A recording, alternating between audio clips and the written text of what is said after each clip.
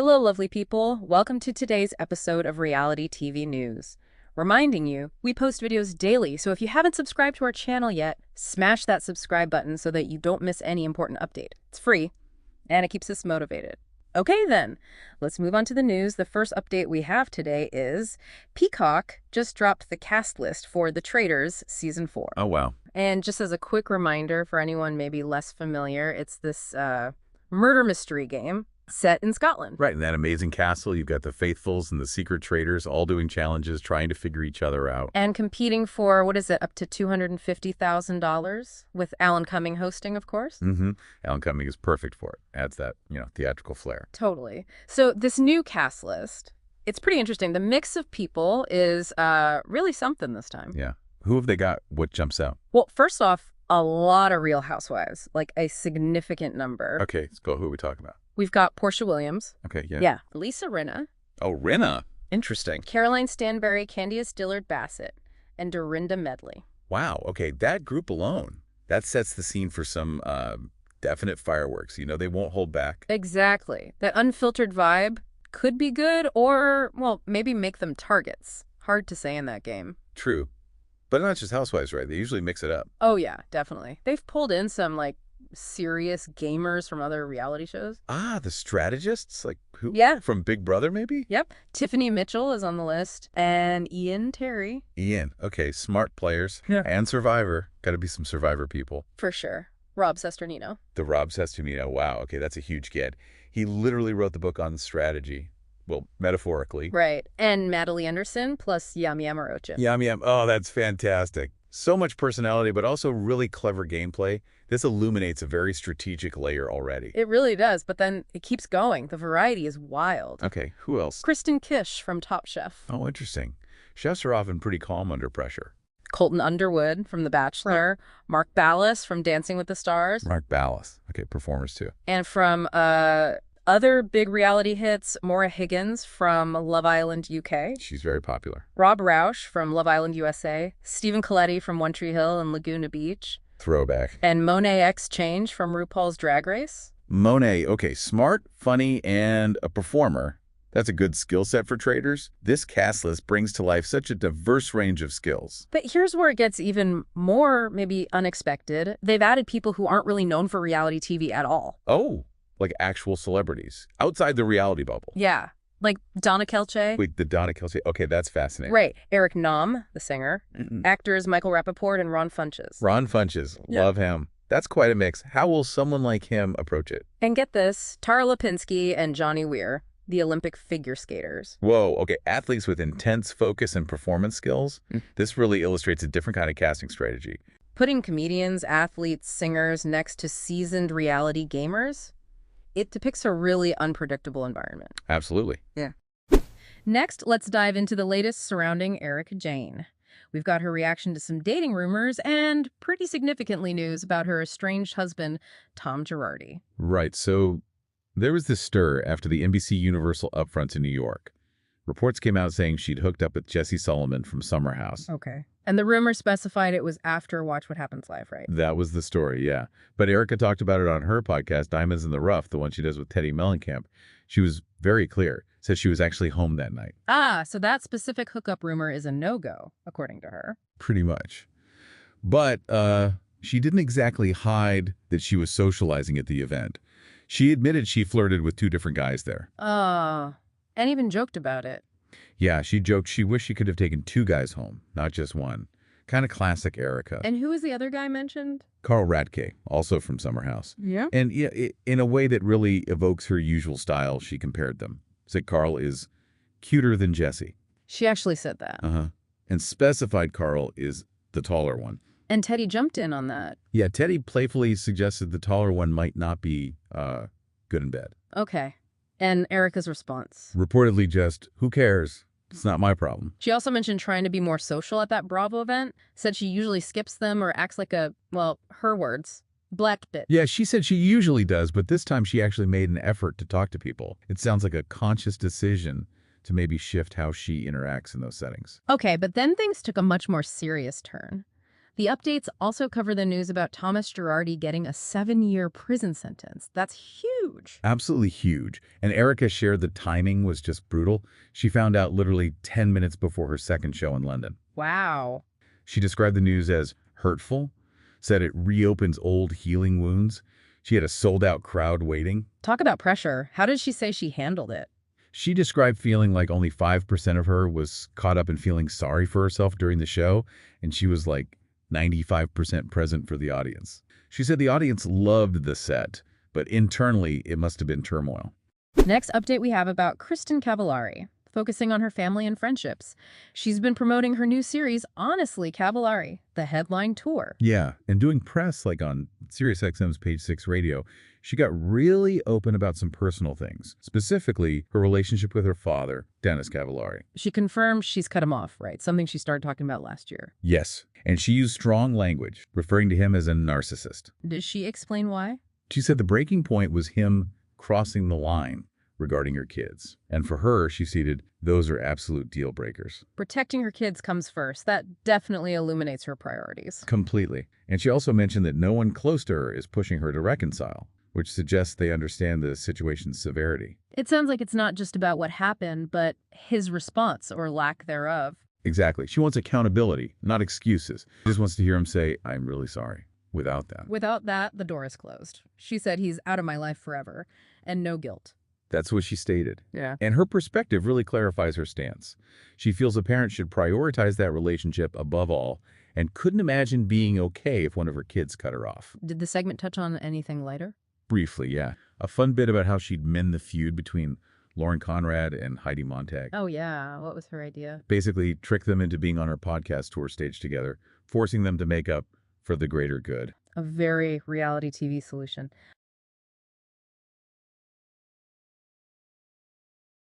Okay, next update we have about Lisa Hochstein and the drama down in Miami. Right, so this involves her ex, Lenny Hochstein, his now ex-fiancée Katharina Mazepa, and her current issues with Larsa Pippen, mostly stemming from the Real Housewives of Miami season premiere. Okay, refresh us on the premiere drama.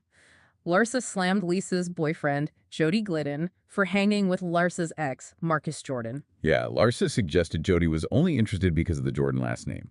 And Lisa also threw a joint birthday party for her kids, Elle and Logan, in that episode. Gotcha. And the timing with Lenny and Katharina was complicated then. Very. At the time they filmed that party, Lenny and Katharina had just gotten back together after a split. They've since split again after the season wrapped, but that reconciliation impacted the party planning. Lisa explained this. She did, on Instagram. A fan asked why it was a joint party. Lisa said Elle's original party was planned and approved. Okay. But got abruptly canceled when Lenny rekindled things with someone who clearly couldn't handle the situation, strongly implying Katharina. Wow. So the reconciliation directly led to the kids' party being canceled. That depicts a really tough situation for the child. Exactly.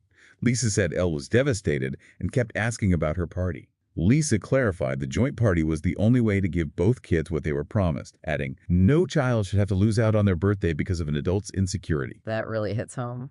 Okay, so beyond the party drama, Lisa also responded to Larsa's comments about Jody. She did, in an interview called Larsa's Shade. Very undeserving, maybe even a little calculated. She defended Jody pretty strongly. Absolutely. Said he's been nothing but nice, kind, a huge support. She felt Larsa crossed boundaries and lines, bringing him into it. And made the point about keeping the men out of the women's drama on the show. Yes, and significantly, she revealed Larsa's actions almost hurt my relationship really with Jody, causing a lot of problems. So it had real-world consequences. Where do Lisa and Larsa stand now? According to Lisa, not texting or not calling. They'll be cordial if they see each other adulting, as she put it. So basically co-workers. Yeah, co-workers, acquaintances at best. She's unsure about the future, but doesn't see them being best friends again. Okay, next update we have about Kristen Doute. Some happy news this time. Yes, much happier. She and her fiancé, Luke Broderick, welcomed their first baby. That's wonderful. When was this? They announced it on Instagram on Friday, June 13th. Baby girl, Kaya Lily Broderick, was born on June 11th. They shared a really sweet photo of Kristen holding her tiny hand. Did they share anything about the name or how they're feeling? Yeah, the post said, Kaya Lily Broderick, we've never known a love like this until you. And Kristen told Us Weekly she's here, and we still can't believe it. Luke is even hotter as a dad. Uh-huh. Love that. And I just feel so lucky. She was also real about the lack of sleep and showers, but said holding their daughter makes it all worth it. It really brings to life that newborn haze and joy. Totally. And the name choice, Kaya Lily? Yes, Kaya means the sea in Hawaiian, honoring where they got engaged in Hawaii back in September 2024. Oh, that's lovely. And lily is Kristen's favorite flower, representing new beginnings and beauty. So very personal choices. That's really sweet. And this comes after a difficult journey for them, right? It does. They started dating around June 2022, got engaged last September, and announced this pregnancy 2 years into their relationship following a previous miscarriage. So this is incredibly happy news for them. Absolutely. A story that illustrates perseverance and finding joy. Lots of congratulations from other Bravo stars. Well, yeah, tons on Instagram. Jessie Lally, Stassi Schroeder, Nia Bucco, Hubbard. Yeah. A lot of love from that community. Nice to see. And viewers might see more of them on The Valley, which is currently airing. Exactly. Season 2 is on Tuesdays, so fans are seeing this happy news unfold alongside their storyline on the show. Okay. Next update we have about Paige DeSorbo and her new business venture. Sounds like it's hit a few bumps. Yeah, her new pajama line, Daphne, launched and pretty quickly faced some criticism online. She's been responding on TikTok. She has. The main complaints seem to be about the $200 price tag, though she disputes that exact figure and the quality. There were accusations floating around that maybe the products were sourced from somewhere like Alibaba. Oof. Who kicked that off? An influencer named Carter Martin made a TikTok questioning the price and calling the selection underwhelming. They compared it to other brands suspected of drop shipping, called the PJs, paper thin, like a karate uniform. Pretty blunt. Wow. Okay. And Paige responded directly. She did, in the comments. Denied the $200 price, denied Alibaba, insisted they have original designs and are 100% cotton. Ended with an apology for Carter being underwhelmed, but added, sorry that you didn't want to order. A bit pointed at the end there. How did other fans react? A lot of the comments seem to side with Carter Martin. People called the line the lamest set ever, lacking creativity, comparing it to TJ Maxx quality. So the design didn't meet expectations either. People wanted something more. Exactly. Given her fashion focus, people expected maybe cutsy ruffles, frilly, lace, not the more minimalist style she went with. There are also specific complaints about other items, like an $82 dress not being organic cotton. And then Carter Martin posted a second TikTok, acknowledging the cotton detail, but pivoting to suggest Paige should use her platform to speak out against the Trump administration. Whoa, okay, that's a sharp turn. That illustrates how quickly online criticism can jump tracks. Absolutely.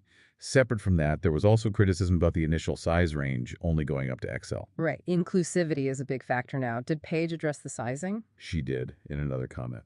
Assured people that more sizes XXS and XXL are coming in the next drop. Explained they're a small team, this was just the first launch. So acknowledging it and promising improvement, that clarifies their plan at least. For sure. And it's relevant that Paige also recently confirmed she's leaving Summer House, so maybe her focus is shifting more towards ventures like this. Yeah. Season 10 starts filming soon, apparently. Okay, next update we have about Rachel Zoe potentially joining the Real Housewives of Beverly Hills, and the rumors involve her divorce. Yeah, that's the buzz. Reports suggest that part of the motivation might be financial, linked to her split from Roger Berman last year after, 26 years? That was a long marriage. The split is complicated financially. Apparently so. An insider told the U.S. Sun that money has been becoming tight, partly because their lives and businesses were so intertwined. Roger was co-CEO of her company, partner in her ventures. So work and home life were completely merged. Exactly. And the source suggests RHOBH is a way for her to venture out and do something that didn't involve him. Her first big job post-divorce that's separate. So less about needing the money necessarily, and more about establishing her own separate professional identity now. That seems to be the angle presented. The source said she needs the money, sure, but even more so, she needs to start branching out on her own. Though they also mentioned the divorce will likely cost a fortune, so being prepared financially is probably a factor too, even with her reported net worth. Roger's expected to stay involved in the businesses somehow, just differently. They share 2 sons, Skylar and Caius. And Andy Cohen talked about her joining. What was his take? He sounded thrilled on his radio show, called it So Wild, a perfect fit. He pointed out her existing connections, Kathy Hilton, Kyle Richards, Bozoma St. John, Jennifer Tilly, probably Sutton Strack too. So she knows the world. Did Andy mention the timing with her divorce? He did. Called it a real transitional moment in her life. Said he was personally really rocked by news of their split. So he sees the significance.